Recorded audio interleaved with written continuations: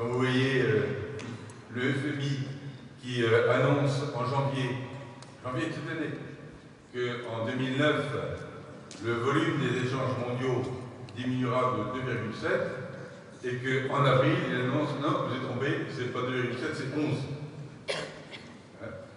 Alors, on peut se dire quand même que c'est des gens qui avaient ils ont de quoi faire, ils peuvent faire des études, mais ça veut dire qu'on ne sait pas. Ça veut dire qu'on ne sait pas. Un des amis que beaucoup d'entre vous connaissent, Maurice Stepney, dit lorsqu'il y a une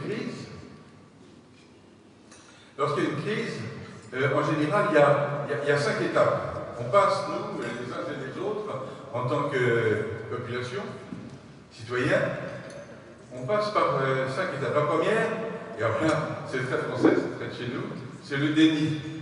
C'est le nuage de Tchernobyl. Ça ne viendra pas chez nous. Ça ne viendra pas chez nous. Et on a commencé par ça.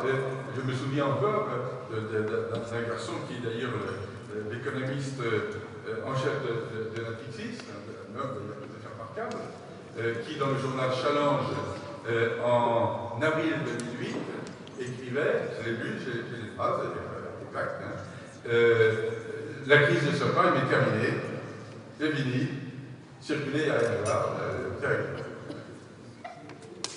Et maintenant il continue d'ailleurs. C'est ça qui fait fabuleux avec les économistes, c'est que j'ai une belle fille qui est prof d'économie à l'université du Mans et qui me dit, tu sais, l'économie, ça sert à expliquer le passé. Mais aujourd'hui, ça ne sert à rien pour prévoir. Ça n'empêche pas d'essayer d'être intelligent. Hein, mais ça ne sert pas à prévoir. Et c'est pourtant utile. Alors, deuxième, donc le déni, Tchernobyl. La deuxième phase, c'est la phase du bouc émissaire. C'est la faute aux Américains, c'est la faute aux financiers, c'est la faute aux banquiers, c'est la faute aux libéraux, c'est la faute à tout le monde. Puis la faute à Sarko, bien sûr. Et il y a toujours, dans tous ces trucs-là, il y a quand même une part de vrai. Mais en même temps, on a tendance à dire que c'est la faute des autres. Tout le temps. La faute des autres. Bouc émissaire. Puis une troisième phase, c'est la phase de la tétanisation. C'est affreux, on ne sait plus ce qui va se passer. Vous vous souvenez de cette phase où, enfin moi ça m'a beaucoup frappé personnellement, où on entendait tous les jours qu'on parlait en milliards, ou en carrière, 4 milliards.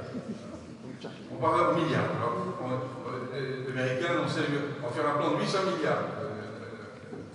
Alors qu'on nous avait dit, ça faisait des années qu'on nous disait qu'il n'y a plus un sou. Allez, 28 milliards. Alors là, on est tétanisé, on dit mais qu'est-ce qui se passe, on ne comprend plus, puis ça ne correspond pas à ce que je gagne.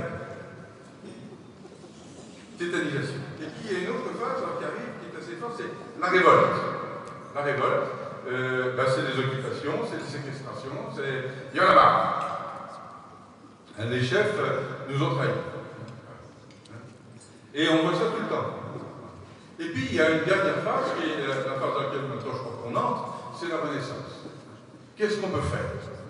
Qu'est-ce qu'on peut faire? Je vais dans beaucoup de territoires français et autant quand j'écoute BFM ou que je vais certaines émissions de télévision, j'ai envie de pleurer, on va crever, c'est une horreur. Hein. Et puis quand on va sur le terrain, on voit des tas de choses qui se passent. On voit des tas de gens qui se prennent collectivement en charge et qui cherchent des solutions. La France vivante est incroyablement plus dynamique que ce qu'on en dit. Alors, la phase de la Renaissance, on se demande où on peut agir. Il y a au moins 4 niveaux sur lesquels on peut agir sur la crise. Bon, il y a les grandes régulations mondiales, mais en tant que citoyen, on a beaucoup. J'espère. J'ai mon point de vue. C'est pas le secteur dans lequel je suis plus optimiste. C'est un peu comme Adobe. J'ai un fils qui est un excellent informaticien, c'est son métier, et qui me dit, papa, il ne faudra pas 6 mois pour qu'on ait trouvé la solution pour... Et bien sûr, il télécharge, c'est pas incroyable, je l'engueule, et il continue. Et bien sûr, avant 6 mois, on va trouver l'appareil. Ça n'empêche pas Et puis, il y a un autre niveau où on peut agir, c'est l'État, les pouvoirs publics, les collectivités locales, on a des responsabilités politiques, où on essaie de faire chacun avec je dirais, ses responsabilités, puisqu'il pense être juste et bon, essaie de trouver des solutions, en particulier sur le court terme. Parce qu'il faut qu'on en trouve. C'est bien beau les discours, mais il y a des gens exactement ce qui était dit tout à l'heure avec ces personnes qui maintenant ne prennent plus des logements sociaux. On leur donne ce qui serait une chance phénoménale il y a 3 ans, et aujourd'hui on ne peut même pas payer. Donc il faut faire quelque chose. Voilà. Et puis il y a 2 autres niveaux dans lesquels on peut agir, en tout cas on pense. Il y a l'Europe, le 16 juin, ça sera quoi notre bulletin de vote? C'est quoi le 16 juin? C'est est-ce qu'on va réussir à fabriquer une Europe qui inventera ou développera un modèle original. On connaît à peu près les 4 ou 5 modèles capitalistes d'aujourd'hui. Il y a le capitalisme anglo-saxon qui n'est pas du tout minable, mais dans lequel l'homme est au service de l'économie. C'est comme ça. C'est pour ça qu'il a fait ces petits écarts financiers qu'on a connus. Il y a, j'en reviens, le capitalisme chinois, dans lequel le dynamisme de l'économie est très depuis que Deng Xiaoping leur a dit enrichissez-vous, il y a un dynamisme fou, mais c'est au service de l'État. L'économie est au service de l'État. Il y a l'économie russe, qui est au service des oligarques. C'est un autre truc. Et nous, ce qu'avait dit Boissonnet il y a très longtemps, et Michel Albert, c'est ce qu'on appelle le capitalisme rénant ou l'économie sociale de marché, dans laquelle on essaie de se dire, mais il faut l'économie, mais l'économie n'est pas une fin en soi. L'économie est au service du bien public et de notre bonheur national brut ou européen brut. Mais on est un peu loin du compte, il faut bien savoir qu'on est à peu près, on est presque les seuls à penser ça, parmi les 27. On n'est pas nombreux. Mais c'est ça qui serait original et qui permettrait qu'on fasse une sortie de crise très originale et très riche. La crise, alors, deviendrait une opportunité phénoménale. Avec des douleurs aujourd'hui, il faut essayer de traiter, mais une opportunité phénoménale. Et puis, il y a le dernier niveau. Nous, on n'a qu'un bulletin de vote, à ce moment-là, c'est pas beaucoup. Et puis, il y a le niveau sur lequel on peut agir les uns et les autres, c'est là où on vit. Là où on vit, citoyen de base, il nous reste la capacité, en travaillant ensemble, de multiplier, de tricoter finement nos énergies et nos capacités et nos talents pour essayer de densifier le tissu économique et fortifier la société et trouver des emplois, les créer. Mais attention, c'est très, très, très difficile. L'homme qui avait inventé le concept s'appelle Jean Gandois. Il fut le dernier président du CNPF, le CNPF, et il avait inventé un mot qui m'a beaucoup parlé, qui était la notion de performance territoriale globale. Un territoire donné, que ce soit un pays, le pays valtais, le vôtre, etc. Et la performance territoriale globale d'un territoire, un pays, une région, etc., dépend moins de l'excellence de chacun de ces acteurs que de l'excellence des relations qui les unissent. Parce que, vivant au Québec aussi, je reconnais que, intrinsèquement, je vais dire quelque chose d'un peu méchant, j'adore le Québec, mais intrinsèquement, on peut considérer que, à peu près dans tous les métiers, nous sommes meilleurs. On a d'excellents avocats, on a d'excellents chefs d'entreprise, on a d'excellents tout. On a d'excellents femmes et hommes politiques, on a d'excellents patrons de mission locale, on a d'excellents docteurs, on a d'excellents jeux, mais chacun pour soi. C'était Pierre Daninos, l'auteur du Major Thompson, qui avait déjà écrit en 1956, où nous étions moins nombreux, la France est divisée en 40 millions de Français. Et c'est un truc lourd, hein. Jules Renard, bien avant, Jules Renard disait le bonheur en France, c'est difficile parce que c'est pas le tout d'être heureux en France, encore faut-il que les autres ne le soient pas. C'est un truc qui est lourd, hein. Ainsi que ça a été dit tout à l'heure quand on m'a présenté gentiment, ma vie a été dans l'entreprise, je suis devenu haut fonctionnaire en n'y attendant pas. Et ensuite, plutôt entre les deux, j'ai été professeur d'université pendant 3 ans, professeur à plein temps, professeur associé, à Paris 8, c'est pas la plus commode, hein, c'est Saint-Denis, c'est passionnant. J'avais quelques élèves blancs sur l'excès. Et il a fallu dire que je change toutes mes références parce que quand on disait, il lui a fait le coup de Ravaillac. C'était un petit Henri III. Pas de réaction. Donc, obligé d'entrer dans le système de valeurs des autres. Mais ce qui m'a le plus frappé dans ces 3 expériences, c'est de voir combien, infiniment plus qu'au Québec, il y a le syndrome d'Astérix. C'est-à-dire, quand même, nous, les chefs d'entreprise, c'est autre chose que les enseignants, singulièrement les universitaires, qui sont rien que des barbus gauchistes. Et les enseignants, puisque j'y ai été aussi, surtout à l'université, oh, les chefs d'entreprise, ils font rien que aliéner le petit peuple. Et tout le monde tombe sur le dos des fonctionnaires en disant, bien sûr, ils ne foutent rien avec notre chef. Alors que tout ça est faux, tout le monde se donne la main de chien. Mais pas ensemble. Mais pas ensemble. Alors, c'est pour ça que je disais tout à l'heure que votre vertu formidable, ici en Vendée, et ça me semble tout à fait... il faut relire Fernand Braudel, qui dit l'histoire des territoires, c'est ça qui va leur donner un futur. Et là, votre territoire, il a une histoire, et une histoire de solidarité. C'est ça qui est formidable. Mais ça se travaille. La solidarité sans méthodologie, c'est du bon vouloir. C'est bien, condition nécessaire, mais non suffisante. Et en fait, vous n'avez pas attendu pour le faire. Alors, on a quelques difficultés donc à mettre en œuvre. J'avais une autre raison aussi que je voulais évoquer, qui m'a beaucoup marqué. Je ne sais pas si vous avez lu le livre de Jacques Marseille, Du bon usage des guerres civiles. Et il dit, la France est un pays de guerre civile. Et c'est un truc qui m'a toujours beaucoup marqué à travers ma très longue vie professionnelle. C'est, en allant dans tous ces mondes, on a besoin de détester un autre clan. On existe aussi par sa détestation d'un autre clan.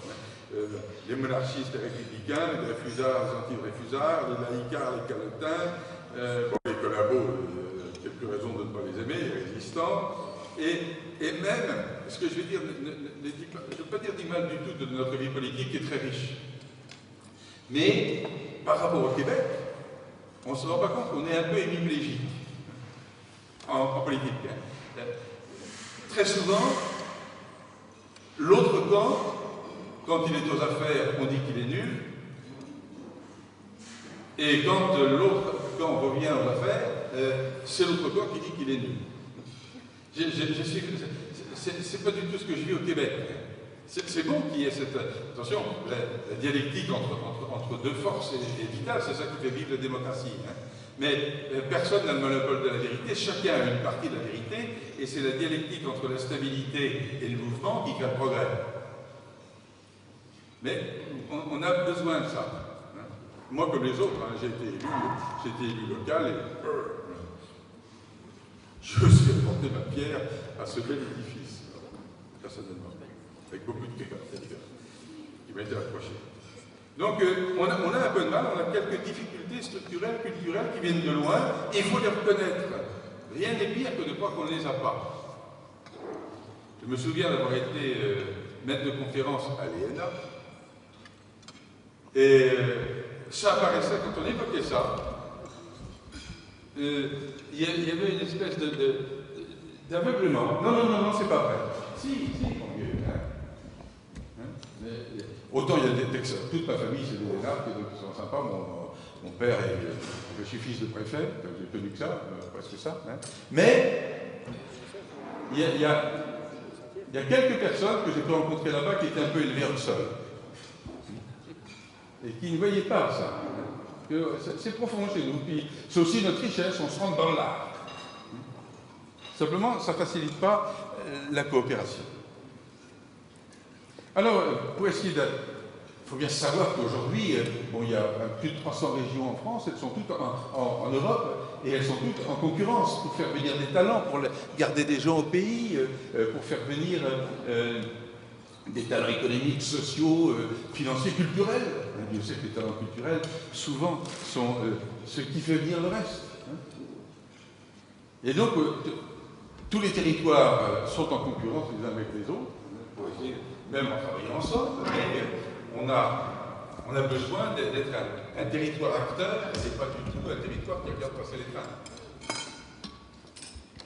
Alors j'ai essayé simplement d'évoquer rapidement quelques voies d'action et j'essaie de regrouper autour des 10 clés de la confiance territoriale pour bosser ensemble.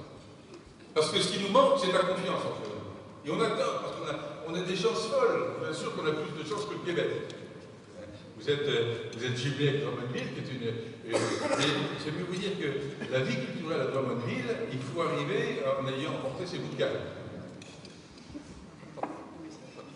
Hein? Ah, mais c'est business. Hein? Alors à Montréal et à Québec, il y a de la vie culturelle. En France, il y en a partout. À Drummondville, il y en a pas. Donc on a plein d'atouts à fortifier, à tricoter ensemble entre entreprises, entre missions locales, bien sûr les politiques qui sont au cœur de tout cela, le monde syndical. Dieu sait que le monde syndical. Imaginez que, alors là au Québec, là, ils nous ont marqué des points. L'un des plus grands syndicats au Québec, c'est la FTQ, la Fédération des travailleurs du Québec. Et la FTQ, elle a dit, il faut qu'on participe au développement du pays. Ils ont créé un fonds de pension. Avec ça, ils ont fait 2000 entreprises et 100 000 emplois. J'attends que FO fasse pareil.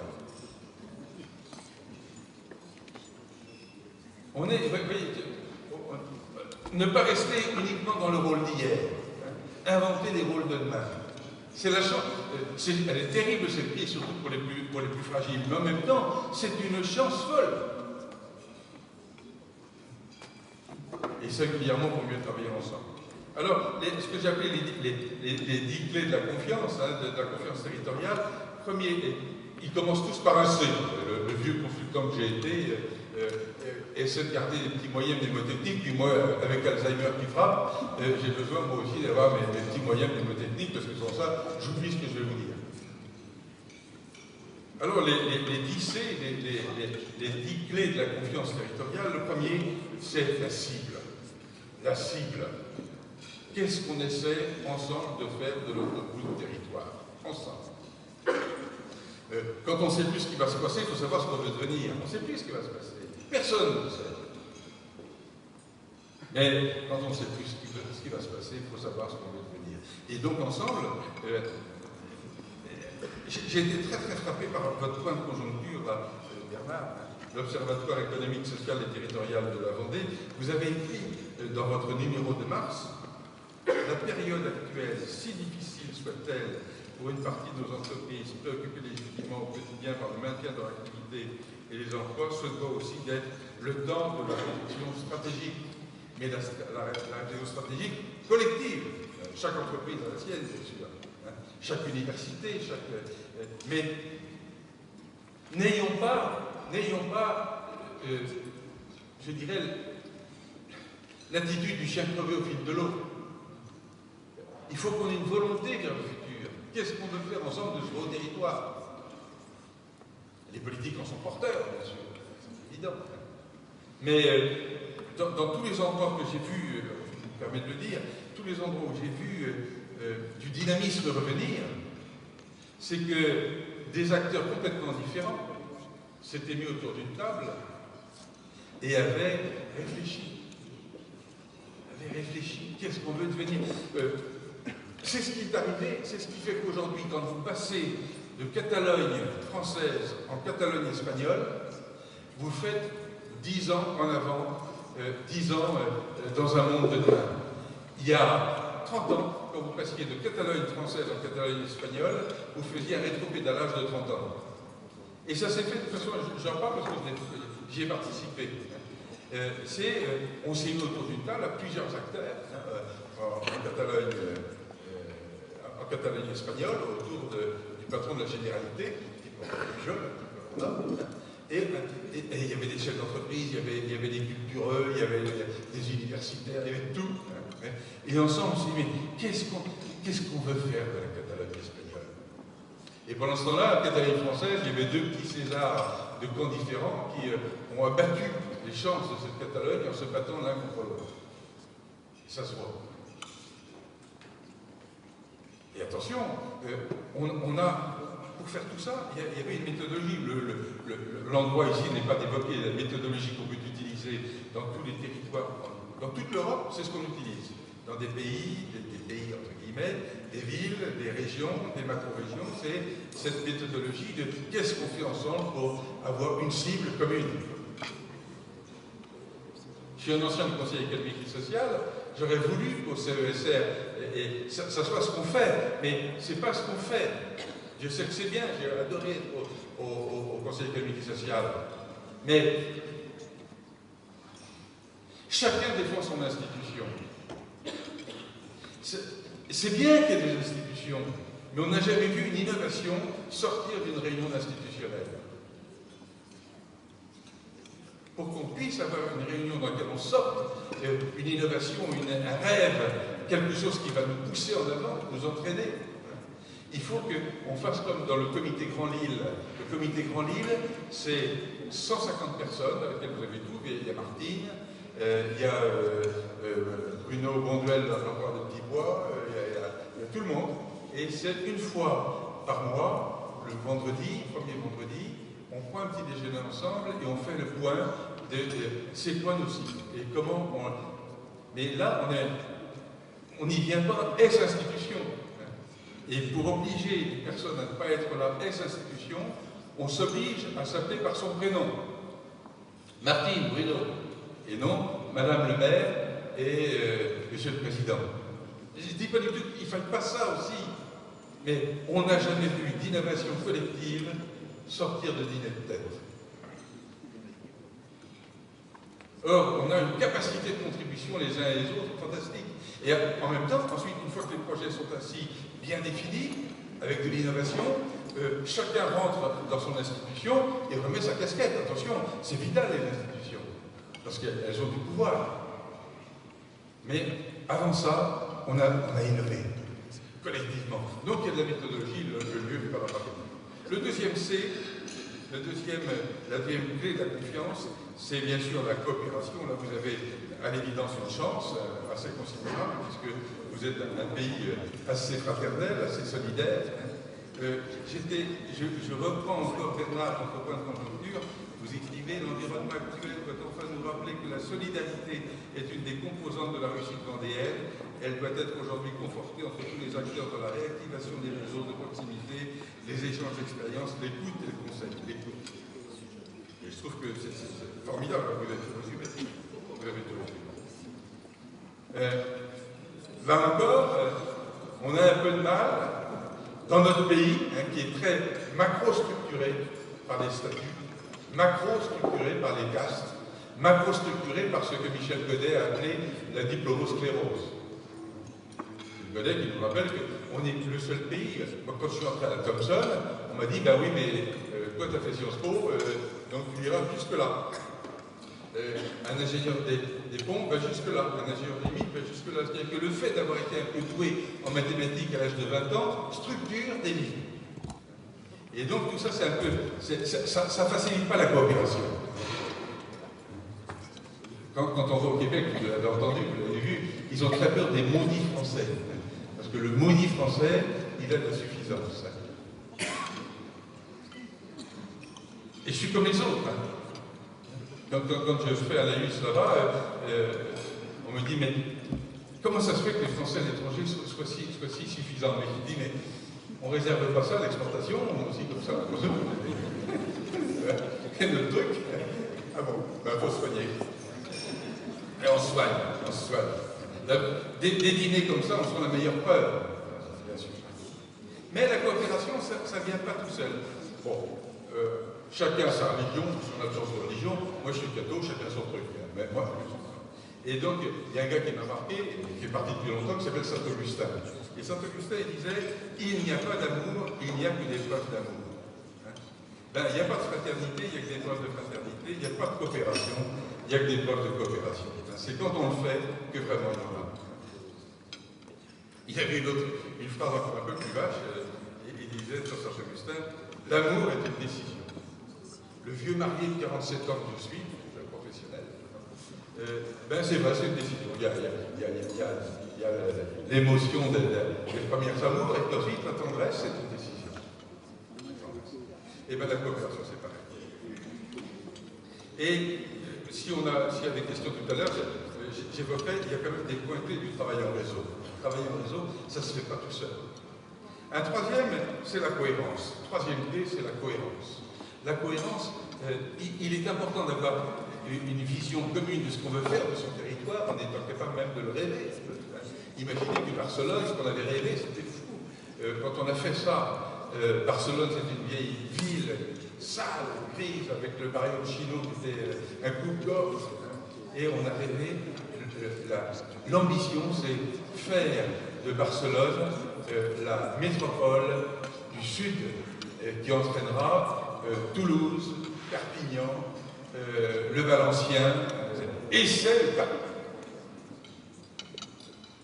Donc on a rêvé, hein. Il faut savoir rêver, il ne faut pas être trop pragmatique, parce que si on fait ce qu'on a toujours fait, on aura ce qu'on a toujours eu. Donc de temps en temps, il faut rêver. Mais en même temps, ce rêve, il faut qu'il soit enraciné dans une histoire. Enraciné dans une histoire. Et là, bah, vous avez une superbe histoire, et je crois que j'étais très frappé de voir comment, dans ma Bretagne, que j'adore, hein, le grand moment dans lequel on a réussi à faire du développement coopératif ensemble, c'était quand il y a eu une préfète qui était Bernadette Valgorne, et qui rentrait dans l'art d'un grand breton de ma ville, Le Drian. Donc il y a une qui était plutôt d'origine de droite, l'autre qui était d'origine de gauche. Hein. Ils se sont rentrés dans l'art sérieusement, mais ils étaient tellement passionnés par la Bretagne que c'est le moment où on a sorti les 29 projets de pays. Et qui sont tous spécifiques, parce que le Valtais, c'est pas le Lorientais, c'est pas la région de l'Agneau, de Perros-Guirec. Et voilà. Mais c'est des personnes qui ont dépassé, tout en gardant, chacun a son propre idée, chacun a ses convictions. Mais deux Bretons se rentrent un peu dans l'art et ont fait des trucs pas trop normaux. Quatrième, mais parce qu'ils connaissaient le pays, ils avaient la culture du pays. Quatrième clé, c'est les compétences. La compétence. D'abord, il faut une compétence pour faire travailler les gens ensemble. C'est pas parce qu'on a un beau diplôme qu'on sait faire travailler les gens ensemble. C'est un truc qui est très peu connu, ça s'appelle le management. Faire travailler les gens ensemble. Il y a beaucoup d'endroits que je connais encore, quelques grandes entreprises, où on nomme des gens parce qu'ils X-Min. Ça continue encore, mais c'est pas pour ça qu'il est manager. Manager, c'est savoir faire travailler les gens ensemble en les écoutant, en partant d'eux, tels qu'ils sont, et non tels qu'il faudrait qu'ils soient. Donc c'est une compétence. Une autre, toujours pour les compétences, c'est garder les compétences au pays. Garder les compétences au pays. Pour ça, identifier celles dont on a besoin. Identifier celles qui manquent pour les faire venir. Je vois même une des régions dans lesquelles j'ai travaillé, dans laquelle on fait, les chefs d'entreprise verront ce que je veux dire, de la GPEC, de la gestion prévisionnelle des emplois territoriaux. On le bâtit ensemble. On sait de quoi on a besoin, par grande masse, bien sûr, par grande masse. Il ne faut pas être trop précis là-dedans, parce qu'on ne sait pas du tout si on voit l'entreprise et on va faire autre chose. Mais par grande masse. C'est là-dedans qu'on voit combien les clubs d'entreprise, combien les réunions, les seniors bénévoles. Vous savez qu'en France, à 55 ans, on est un vieux con. C'est connu. Au Québec, c'est le début de la maturité. Je sais pas si. C'est terrifiant. On a réussi à. Heureusement, il y a des tas de bénévoles qui travaillent dans on est parrain dans des missions locales, enfin, on joue des rôles. Les seniors peuvent jouer des rôles. Ils ont du temps. Et finalement, Bernard n'a plus de temps. On est tellement sollicité. Et c'est bien. Aussi, les compétences, c'est tous les manifestations comme ce soir. Voilà, tout ça c'est vital. Le cinquième clé, c'est la communication. Mais la communication, j'en dirais deux mots simplement, bien liés à comment travailler mieux ensemble. La première, c'est, je l'ai évoqué tout à l'heure, marier le formel et l'informel. Être capable de faire des réunions dans lesquelles on n'arrive pas avec son titre. On arrive en étant soi, vraiment. C'est casse-pied parce que quand j'étais au Conseil économique et social, j'ai rencontré à peu près tous les grands syndicalistes de notre pays. Et quand on était en petite réunion, en petit comité, il disait, bon, je vous dis ça, mais je ne peux pas le dire au nom de mon, je peux pas le dire au nom de mon syndicat. Ok, d'accord, ben, reviens quand tu pourras parler librement.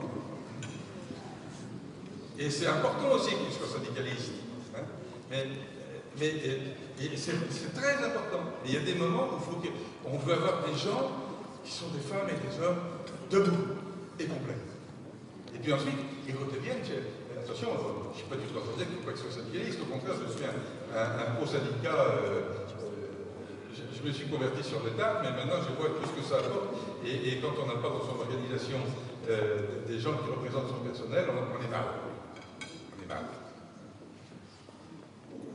Et puis surtout, favoriser dans tout territoire toutes les structures ponts. On a suffisamment de structures mûres. Il faut favoriser les structures ponts. Structure pont, c'est pas des missions locales. Les missions locales, c'est un OSDI, c'est un objet sociétal non identifié. C'est très curieux. Et c'est une richesse folle. Les groupements d'employeurs qui permettent de faire des mutualisations d'emplois entre plusieurs entreprises. Soit des emplois très pointus, soit au contraire des emplois faiblement qualifiés. C'est la meilleure façon d'ailleurs de faire entrer ce qu'on appelle la diversité, sans qu'une entreprise étant payée le prix fort.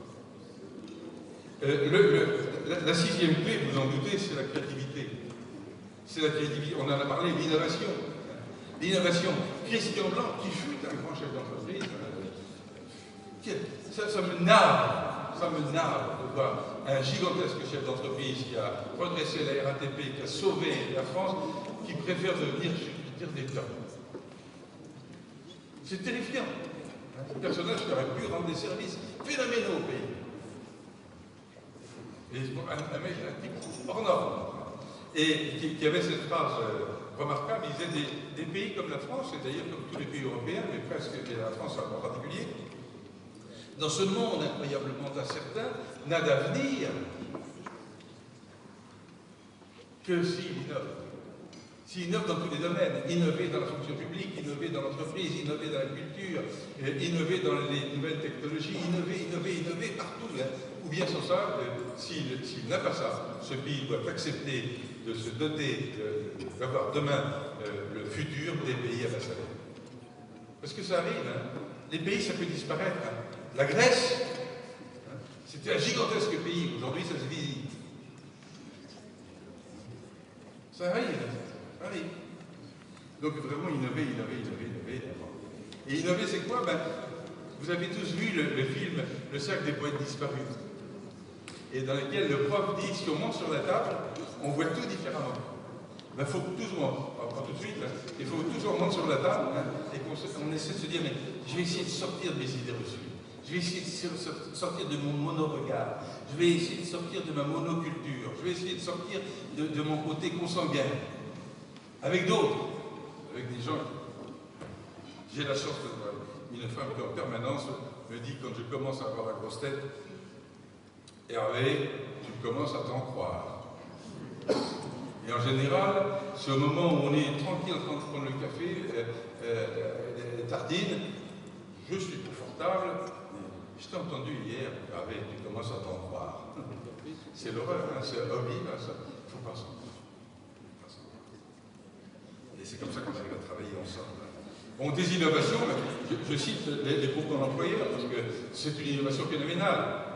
Mais c'était tout petit. Heureusement, maintenant, il y a un ministre qui vient de voir que c'était important d'essayer de généraliser ça. C'est une réalisation qui est consensuelle en France. puisque les syndicats sont pour, eux ne sont pas contre, certains sont même totalement pour, à commencer par la CFDT, les chefs d'entreprise y sont, l'inspection, la direction du travail est en permanence en soutien, les pôles emploi aussi commencent à nous signaler les demandes à temps partiel, donc on peut essayer de tricoter des bouts d'emploi pour en faire des à temps complet. Donc tout ça est l'innovation qui est en train de bouger. Et puis il faut faire, comme disent les Américains, du benchmarking, c'est-à-dire regardez ce qui se passe ailleurs, ce que vous faites à Drummondville, qui leur permet d'ailleurs de bénéficier aussi de ce qu'on apporte, hein, parce que les uns et les autres, on n'est pas mangés. Une septième clé, c'est la convivialité. On ne peut coopérer ensemble que si, quand même, on essaie de faire des fiestas. Si on essaie de... On est souvent triste. Les Québécois, ils font la fête. Les Québécois, au moment des cabanes de sucre, on fait la fête. Et on a besoin de faire la fête. Un pays qui a 200 sortes de fromage, il faudra qu'il soit capable de faire la fête. Et là, c'est ce qu'on fait ce soir. Donc, bien sûr, défi collectif, fierté, des rites de célébration qui marquent la permanence d'une vie collective. La huitième clé, j'y tiens beaucoup, c'est le contrat social. Le contrat social, c'est deux choses que je veux dire par là. C'est que d'abord, on a besoin considérablement dans notre développement collectif des syndicats. Et je l'ai dit parce qu'on est quand même un pays qui les a perçus largement. J'étais président du comité d'entreprise quand j'étais DGA du groupe Le Sierre, j'avais des relations conflictuelles, mais j'ai découvert à l'occasion d'une grande grève que heureusement il y avait des gens avec qui je pouvais parler. C'est le moment où j'ai découvert combien tout ça était. Mais on est quand même un peu en bataille. Et j'en profite pour le dire que n'oubliez pas qu'aujourd'hui, il y a une espèce de fenêtre de tir étonnante, car à la tête des 4 grands syndicats de salariés, la CFTC, la CFDT, FO et la CGT, il y a des gens hors normes. J'ai le plaisir de les connaître, l'honneur de les connaître, sont des gens hors normes. Alors on va dire, oui, mais de temps en temps, ils disent des trucs, c'est pas tolérable. Oui, mais quand je me souviens d'avoir dit à Thibault, mais ce que tu dis là en réunion avec nous, c'est génial. Puis je t'entends défendre des trucs qui me semblent indéfendables. Il me dit, mais ouais, mais attention, hein, toi tu n'as pas les gens sortant de Marseille. Et il faut que je reste avec mes troupes. Eh oui. Mais il fait évoluer. De temps en temps, il faudrait peut-être aussi que nous, le monde patronal, on a aussi bouger un peu. Les uns et les autres, tous on a bougé.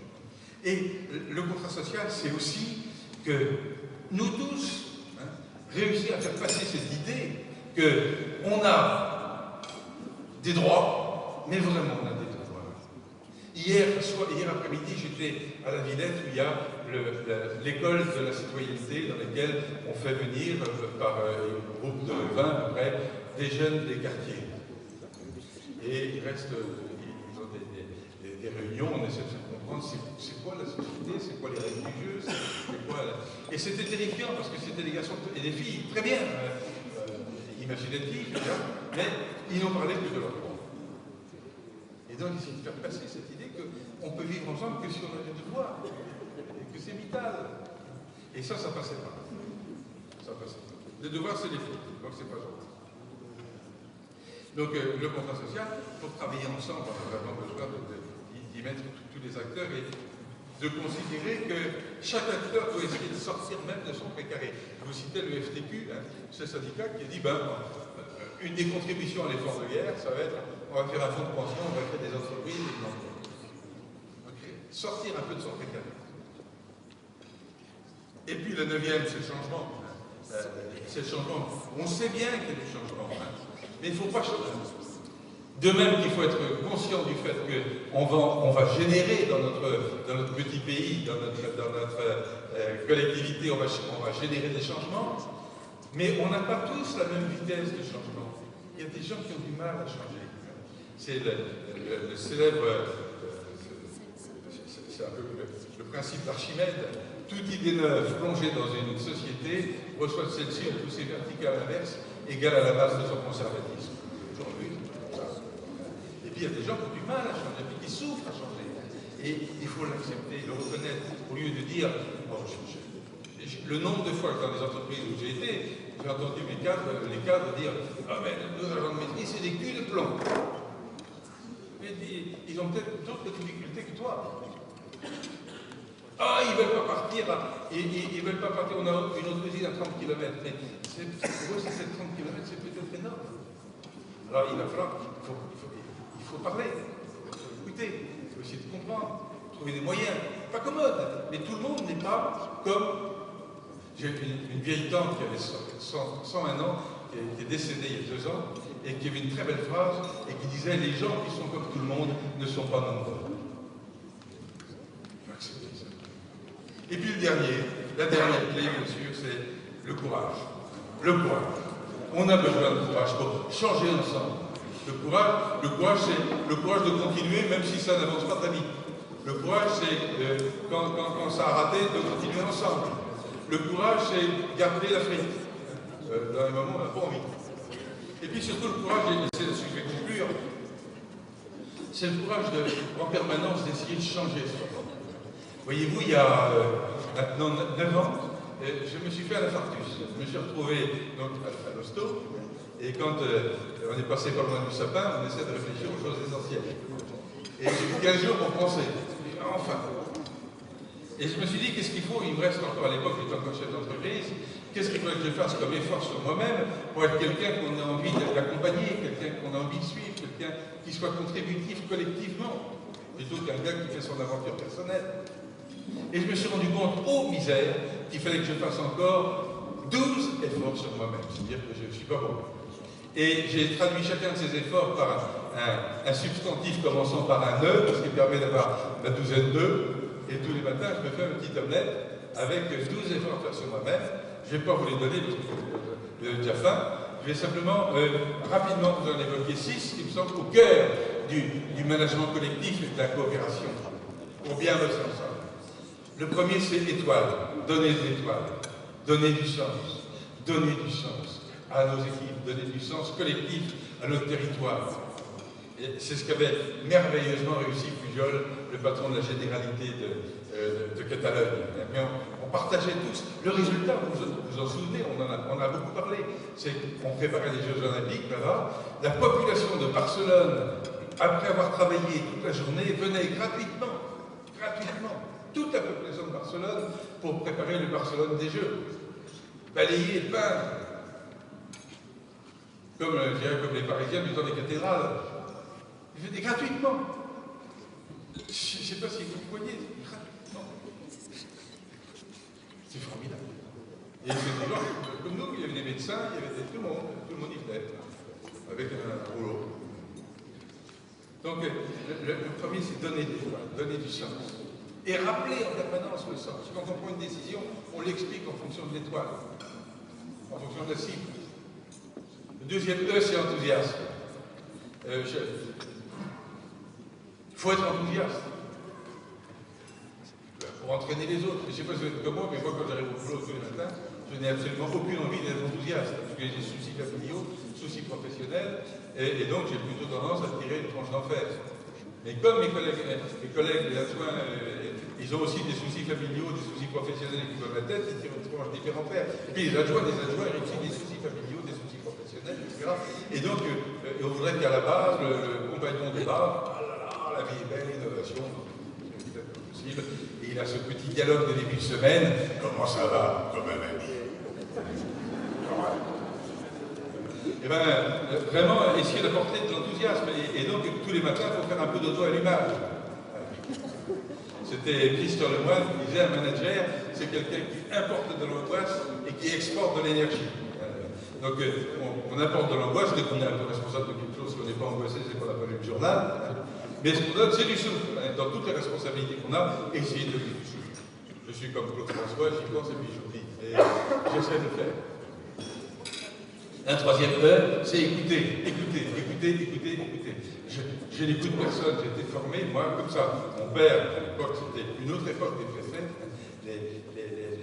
Ces grands serviteurs d'autrefois, mon père me disait, quand on est préfet d'un département, Et donc, responsable de l'autorité de l'État dans un département, écoutez, c'est le début de la lâcheté. J'étais formé comme ça, parce que ça reposait sur une conception du chef qui est le chef sait. C'est pour ça qu'il est le chef.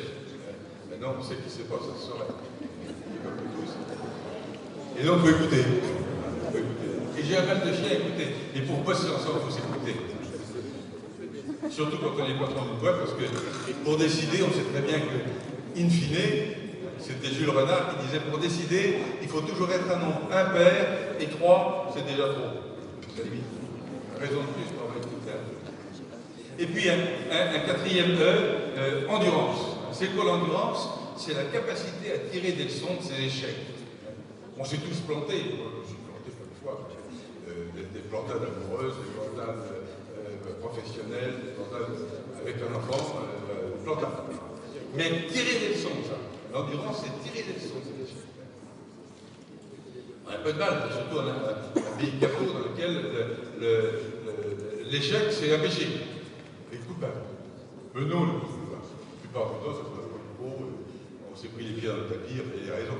Mais on peut essayer de tirer des leçons de cela. Et l'endurance collective, c'est comme ça, c'est tiens, on a essayé de lancer un projet, il n'a pas marché. Qu'est-ce qui s'est passé? Et comme ça, le projet va changer. Et puis, le cinquième E, c'est éthique. Éthique. Ce qui va faire la différence entre le modèle européen et le reste, et le nôtre, c'est éthique. C'est qu'on croit quand même à des choses. C'est pas tous la même chose, mais on croit à des choses. On essaie de faire en sorte que notre vie ait un peu de sens. C'était Dominique Méda, la remarquable économiste et sociologue, qui disait aujourd'hui c'est terrifiant dans le monde entier. La seule phrase qui soit comprise par tout le monde, c'est combien ça coûte. Et elle avait cette phrase terrifiante. Aujourd'hui n'a de valeur que ce qui a un prix. Pour mes parents, on n'avait de valeur que ce qui n'avait pas de prix. Dans notre monde. Et nous, on essaie d'avoir des valeurs. Et, même si on ne les dit pas, même si on n'en fait pas un fromage, on sait que les uns et les autres, on cherche quand même du sens et du sens collectif. Et puis le dernier E, c'est exemplarité. Essayer les uns et les autres de faire ce qu'on dit. C'est plus facile de dire qu'à faire, mais essayer quand même de faire ce qu'on dit. Si on dit qu'on respecte, on respecte. Si on dit qu'on écoute, on essaie d'écouter. Voilà. Et ça sera mon mot de la fin. Je crois que pour pouvoir faire du développement territorial, les uns et les autres, pour essayer de retrouver de la confiance et de la confiance collective, puis la fortifier. Ici, vous avez tout ce qu'il faut pour ça. Je crois qu'il faut qu'on médite cette phrase d'Albert Camus. Albert Camus disait il y a deux sortes d'efficacité. Il y a l'efficacité du typhon qui emporte tout sur son passage, et puis il y a l'efficacité de la sève qui fait pousser. Je crois que nous avons utilisé pendant un bon bout de temps l'efficacité du typhon. On donne des ordres, des consignes, des services, c'est comme si, parce que c'est pas autrement, et ça a bien marché. Mais maintenant, on est tous infiniment plus individualistes, et donc on pense qu'on a aussi des mots à dire, des choses à dire, donc on est obligé de passer à l'efficacité de la sève qui fait pousser, faire pousser dans l'intelligence collective notre territoire pour le rendre plus visionnaire, aussi plus réalisateur d'un projet collectif. C'est parce que je me doute bien qu'en Vendée en général et dans le pays Lyon et Vie, on ne m'a pas attendu que j'étais heureux d'être avec vous ce soir. Donc bravo à vous et merci.